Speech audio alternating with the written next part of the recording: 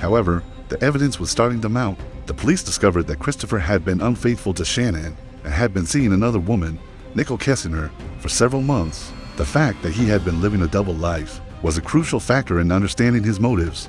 But the most damning evidence came when Christopher's own words betrayed him. After his polygraph test, Christopher agreed to speak with law enforcement.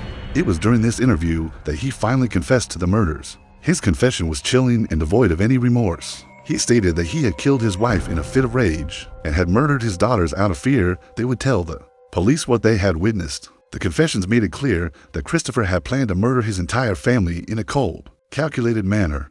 He didn't just commit a crime of passion. He deliberately and methodically decided to end the lives of those closest to him. Christopher's sentencing.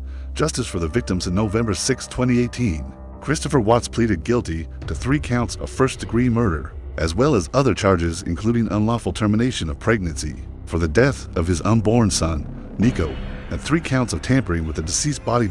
In a surprising turn, the death penalty was not sought. Shanann's family expressed that they did not want any more deaths to come from the case, and they did not want the case to prolong through a lengthy trial process. Instead, Christopher Watts was sentenced to 5 consecutive life sentences without the possibility of parole, plus an additional 48 years for the unlawful termination of pregnancy and 36 years for the charges related to the tampering of the bodies.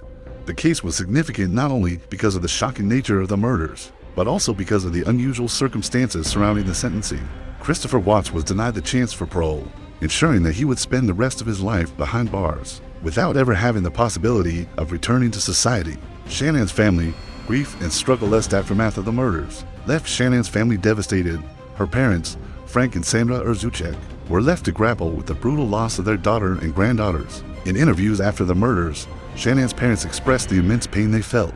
They described Shanann as a loving mother and a hardworking woman who had been devoted to her family. The loss of their daughter and 2 young grandchildren was incomprehensible.